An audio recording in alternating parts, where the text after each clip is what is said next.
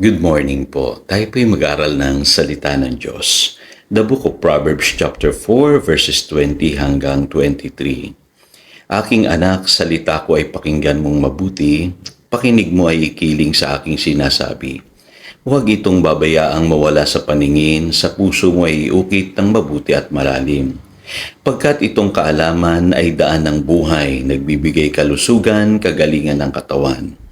Ang puso mo'y ingatang mabuti at alagaan pagkat iyan ang siyang bukal ng buhay mong tinataglay. Grow big by meditating the Word of God.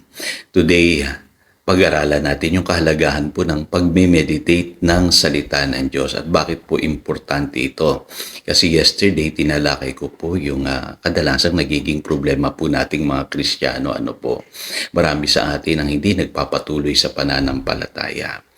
Pangalawa, marami rin sa atin ang hindi nakaka-experience ng ating pong inheritance in Christ Jesus. And today, tignan po natin yung sinasabi ng Biblia na meditating the Word of God at ano ang role nito para tayo'y laging malakas sa ating pananampalataya. Ngayon, mapapansin niyo po dito sa verse na binasa natin, napakahalaga po ng ating puso. Kasi ang sabi ng Biblia, yan ang bukal ng buhay nating tinataglay. Paano natin naalagaan yung ating puso? Tandaan niyo po, tanging salita ng Diyos lamang ang nakapagbabago ng puso ng tao. At marami sa akin nagtatanong kadalasan, sabi nila, Pastor, ang hirap-hirap talagang magbago ng isang tao. Pinapangaralan mo na, sinasabihan mo na, pero hindi pa rin nagbabago. Alam niyo po kung bakit? Tanging salita lamang ng Diyos po ang kayang magbago ng puso ng tao. Kaya dito po sa Book of Proverbs, yan ang paalala sa atin. Kailangan huwag natin ilalayo sa ating paningin ang salita ng Diyos. Kailangan po iukit ng mabuti at malalim sa ating puso. At ang resulta po niya, ng sabi rito, ay matatagpuan po natin yung daan ng buhay at kalusugan at kagalingan sa ating mga katawan. Ang ganda po ng nagagawa ng salita ng Diyos sa buhay ng tao. Ngayon sa Biblia po, ang nire-require ng Lord po yung tinatawag na heart believing. Tandaan niyo po, yung manalig tayo ng buong puso. Iba kasi akala nila, pagka naniwala sila sa kanilang pag-iisip, sapat na yon. Hindi po.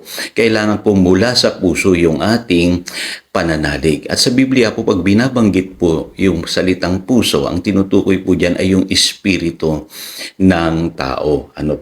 Kaya napakahalaga po na with our hearts, sabi ng Biblia, ay manalig po tayo. Kaya sa Biblia, mapapansin nyo, meron pong mechanics of faith. Ngayon nyo lang siguro narinig ito. Meron pong operation ng pananampalataya na dapat matutunan natin. Sa Romans chapter 10 verse 10, ang sabi po dyan, For it is with your heart that you believe. Paano daw po tayo mananalig? Sa pamamagitan ng ating puso. And are justified, and it is with your mouth that you confess and are saved. Nung tayo po'y na-born again, yan po ang ginawa natin. Nag-operate tayo sa pananampalataya. Nanalig tayo ng buong puso, at kinonfess natin yung ating pinanampalatayanan. Kaya consistent po yan doon sa sinasabi ng Panginoong Hesus sa Mark 11 verse 23. Kung magkakaroon tayo ng pananampalataya sa Diyos, kailangan po ay huwag tayong mag-alinlangan sa ating puso. At manalig tayo doon sa ating sinasabi. Kung paano po tayo na-save, tandaan nyo po, yun po yung mechanics ng faith. By believing with your heart and confessing with your mouth na born again ka. Ganon din ngayon, yung paglakad natin sa ating pananampalataya. I hope malinaw sa inyo yan. Ngayon, paano nangyayari yan, Pastor? Paano nakakatulong yung tinatawag na meditation of the Word? Kasi pansinin niyo po, ang salitang meditation, simple lang ibig sabihin yan. To put the words of Christ in your heart and in your lips. Kailangan ilagay natin yung salita ng Diyos sa ating puso at sa ating bibig. Ngayon, maintindihan nyo na bakit sa Colossians chapter 3 verse 16, ang sabi po'y ganito, Let the word of Christ dwell in you richly as you teach and admonish one another with all wisdom, as you sing psalms, hymns, and spiritual songs with gratitude in your hearts to God. Kita ninyo, paano daw po natin ilalagay yung salita ng Diyos richly po sa ating mga puso sa pamamagitan po ng pagsambit nito palagi sa ating pagtuturo, sa pagpapaalala sa isa't isa, sa ating pag-awit ng mga salmo, imno at awiting espiritual. Kaya alam niyo po, maraming hindi nakakakita nito na malaki ang role po ng meditating the Word of God sa isang Kristiyano. Kasi sa pamamagitan po ng meditation, ay nailalagay natin yung salita ng Diyos sa ating puso at sa ating bibig. Kita nyo na po kung paano mag-operate sa pananampalataya. Kaya pala ang resulta nito, life and health to those who find them. Amen? Ngayon, kung naalala nyo, sa Luke chapter 10 verse 42, bumisita ang Panginoong Hesus sa bahay ni Marta at ni Maria. Kung tutusin sa paningin natin, mas pahalagahan ng Panginoong Hesus si Marta kasi busy siyang naglilingkod sa Panginoon. Pero pansinin niyo, sino ang pinahalagahan ng Panginoon? Si Maria. At ang sabi ng Panginoon kay Marta, dun sa Luke chapter 10 verse 42, ay ganito, "But only one thing is needed. Mary has chosen what is better, and it will not be taken from her." So ano daw po yung one ingredient na mahalaga sa buhay ng tao na ginawa ni Mary sa palagay ninyo? Yung nakinig po siya ng salita ng ating Panginoong Hesukristo. Sa paningin natin, dapat, si Marta ang dapat bigyan ng pahalaga ng Panginoon kasi busy siya sa pagsiserve. Di po ba? Pero pansinin niyo po, si Mary ang kinalugdan ng Panginoon. Kasi alam ng Panginoong Hesus yung one ingredient para mag-grow tayo sa ating Christian walk. Yung pong pakikinig at pagme-meditate ng salita ng Diyos. Kaya sabi ng Panginoon, nasumpungan ito ni Mary o ni Maria at hindi ito aalisin sa Kanya. Kaya pansinin niyo po, pagka tayo po'y nagme-meditate ng Word of God, lumalakas tayo spiritually, gumagaling tayo. Pansinin niyo doon po sa Psalm chapter 1 verses 2 and 3. Ano ba yung formula for success? Sabi diyan, "But his delight is in the law of the Lord, and on his law he meditates day and night.